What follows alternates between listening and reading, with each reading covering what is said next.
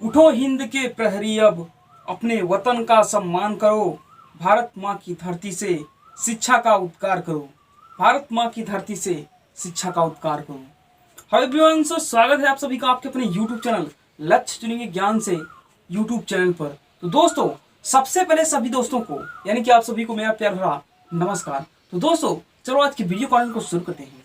दोस्तों, जैसा कि आप वीडियो को टाइटल और थंबनेल पे देख ही चुके हैं कि यह वीडियो क्लास 10 की मैथ की यानी कि विशेष यूपी बोर्ड की जो मैथ है उसकी आज ये शुरुआत होने वाली वीडियो है।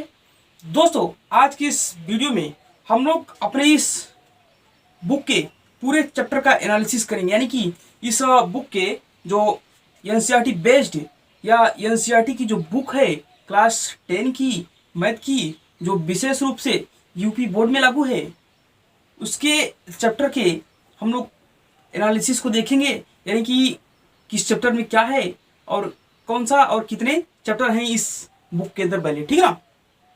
तो वीडियो बहुत ही इंटरेस्टिंग होने वाली है और चैनल पे नए प्लीज चैनल को सब्सक्राइब कर दो, क्योंकि यहाँ पर आप सभी को ऐसे ही कंटेंट मिलते रहते हैं। दोस्तों, चलो वीडियो टाइम को वेस्ट करते हुए अच्छी प्रकार से शुरुआत कर लेते हैं। तो दोस्तों, आप लोगों को हम दिखाना चाहेंगे कि क्लास 10 एनसीईआरटी बेस्ड या एनसीईआरटी की बुक ये है, और हम लोग अपने इसी बुक के माध्यम से अपने शिक्षा की शुरुआत करेंगे, ठीक है ना। तो दोस्तों, यहाँ पे लिखा है कि उत्तर प्रदेश राज्य हेतु गणित कक्षा 10 के लिए पाठ्य पुस्तक, ठीक है ना।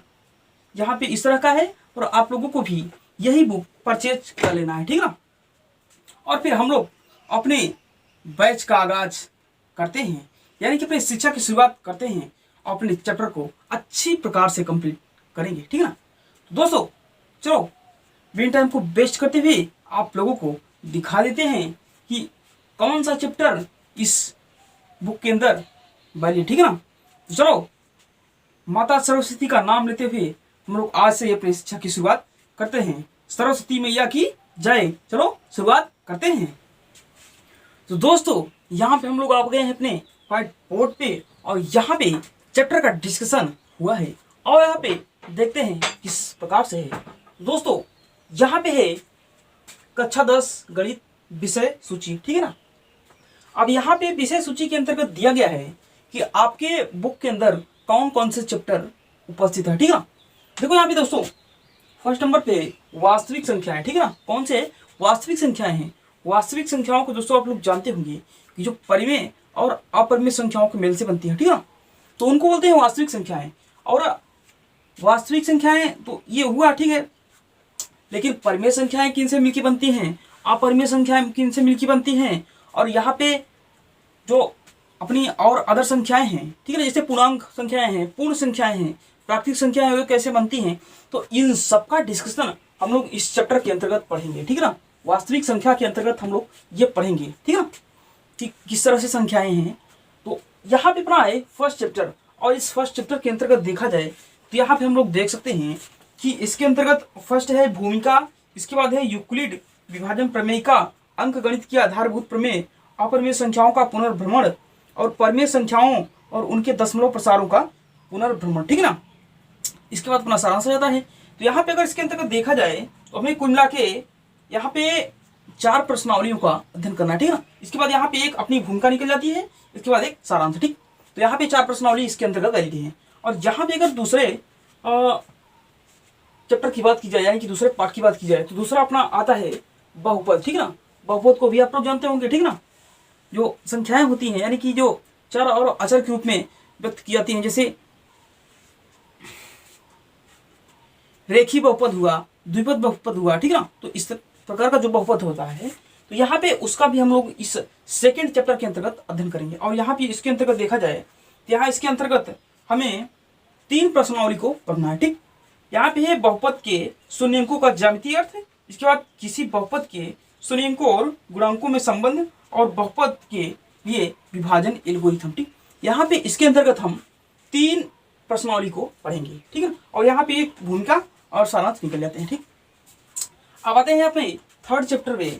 तो यहाँ पे अपना थर्ड चैप्टर है 2 चर वाले रैखिक समीकरण युग्म, ठीक है। समीकरण को तो अपना हल करना सीख लिया है, तो उसी प्रकार से अब उन्हीं में अब दो चर वाले रैखिक समीकरण को हल करना, ठीक है ना। तो इस चैप्टर के अंतर्गत ये यहाँ पे है। अगर इसके अंतर्गत देखा जाए तो यहाँ पे हमें दो चरों में रैखिक समीकरण युग्म का ग्राफी विषय हल और एक रैखिक समीकरण युग्म को हल करने की बीज गणितीय विधि, ठीक। इसके बाद आता है प्रतिस्थापन विधि, विलोपन विधि, वज्र गुणन विधि। ये सब हम लोग इस चैप्टर के अंतर्गत पढ़ेंगे, ठीक। और भूमिका और सारांश तो है ही। तो यहाँ पे हुआ थर्ड चैप्टर। इसके बाद इसी में है कि दो चरों के रैखिक समीकरण के युग्म में बदले जा सकने वाले समीकरण, ठीक। तो इतना हम लोग इसमें थर्ड चैप्टर के अंतर्गत पढ़ेंगे। फिर यहाँ पे अपना आता है फोर्थ चैप्टर। तो फोर्थ चैप्टर अपना है द्विघात समीकरण। कौन सा है? द्विघात समीकरण है, ठीक है ना, यानी कि जिनकी घात दो होती हैं वे द्विघात समीकरण बोले जाते हैं ना। तो यहाँ पे द्विघात समीकरण के अंतर्गत हम पढ़ेंगे कि द्विघात समीकरण यानी कि क्या होता है, फिर गुणनखंड द्वारा द्विघात समीकरण को हल करना। इसके बाद है द्विघात समीकरण का पूर्ण वर्ग बनाकर हल करना। फिर मूलों की प्रकृति।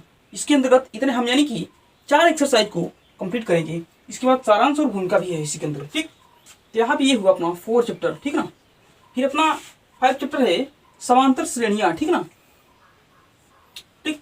यहाँ पे समांतर श्रेणियां हैं। समांतर श्रेणियां का मतलब होता है समांतर क्रम, ठीक ना। श्रेणियां का मतलब होता है क्रम। तो यहाँ पे 5 चैप्टर में है समांतर श्रेणियां।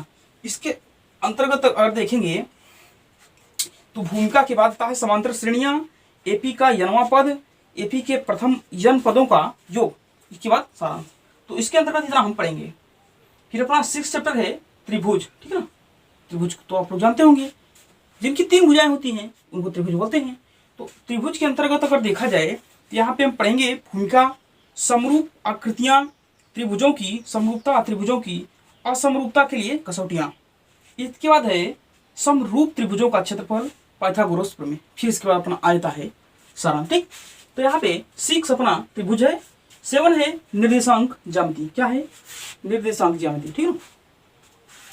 निर्देशांक ज्यामिति को आप लोग पहले से पढ़ते आए हो, 9th में भी पढ़ा आप लोगों ने, क्योंकि आप लोग जानते हो कि निर्देशांक ज्यामिति जो होती है यहाँ पे एक्स एच, ये वाई एस एच, ये एक्स एच होता है और ये वाई एच, फिर यहाँ पे वाई डैश एच और ये एक्स डैश एच होता है।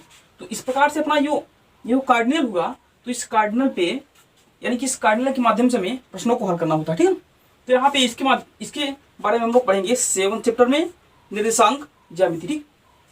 निर्देशांक ज्यामिति के अंतर्गत देखा जाए तो यहाँ पे दूरी सूत्र, विभाजन सूत्र, त्रिभुज का क्षेत्रफल और सारांश, इतना यहाँ पे है और भूमिका भी है, ठीक है। तो यहाँ पे अपना हुआ 7 चैप्टर।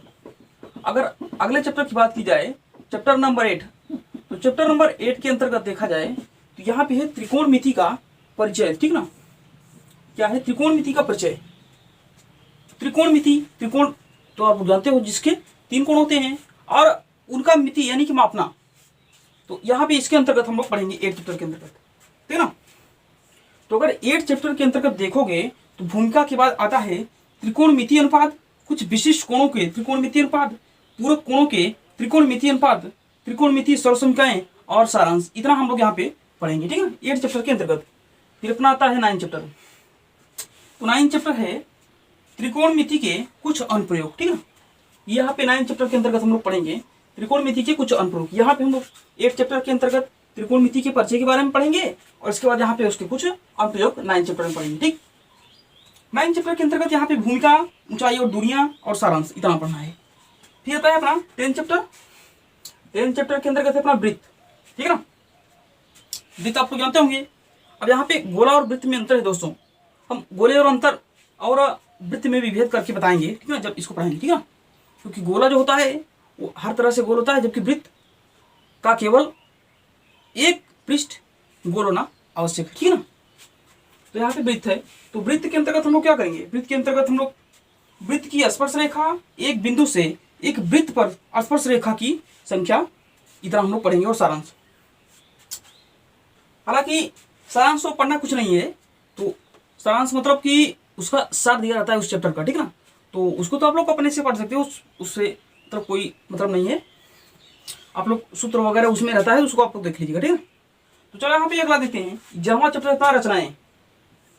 11 नंबर का चैप्टर अपना है जो उसमें के अंतर्गत रचना है, और रचना के अंतर्गत हमें पढ़ना है रेखाखंड का विभाजन, यानी कि रेखाओं को कैसे काटा जाता है, कैसे 2 भागों 3 भागों में विभाजित किया जाता है, उसको पढ़ेंगे। फिर यहाँ पे है किसी वृत्त पर स्पर्श रेखाओं की रचना करना, कितना हम लोग इसके अंतर्गत पढ़ेंगे। ठीक, फिर 12वां चैप्टर अपना आता है वृत्तों से संबंधित क्षेत्रफल। ठीक ना, अब यहाँ पे क्या पढ़ेंगे, जो वृत्त हैं उनसे संबंधित क्षेत्रफल हम लोग पढ़ेंगे। ठीक ना, यहाँ पे 10वें चैप्टर में हम लोग वृत्त के बारे में पढ़ लेंगे।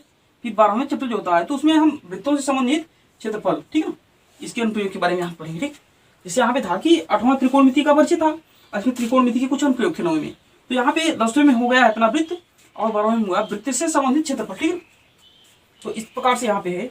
और 12वें चैप्टर के अंतर्गत अगर देखोगे तो यहाँ पे आप लोगों को पढ़ना है वृत्त का परिमाप और क्षेत्रफल, एक समीक्षा, फिर त्रिज्यखंड और वृत्तखंड के क्षेत्रफल, फिर यहाँ पे है समतल आकृतियों के संयोजनों के क्षेत्रफल। ठीक है ना, तो यहाँ पे हम लोग इतना पढ़ेंगे। अब आते हैं 13वें चैप्टर पर, तो 13वां अपना है कि पृष्ठीय क्षेत्रफल और आयतन। ठीक है ना, 13वें चैप्टर के अंतर्गत हम पढ़ेंगे पृष्ठीय क्षेत्रफल और आयतन। अगर उसके अंतर्गत देखोगे तो ठोसों के संयोजन का पृष्ठीय क्षेत्रफल, ठोसों के संयोजन का आयतन, एक ठोस का एक आकार से दूसरे आकार में रूपांतरण, फिर यहाँ पे है शंकु का छिन्नक।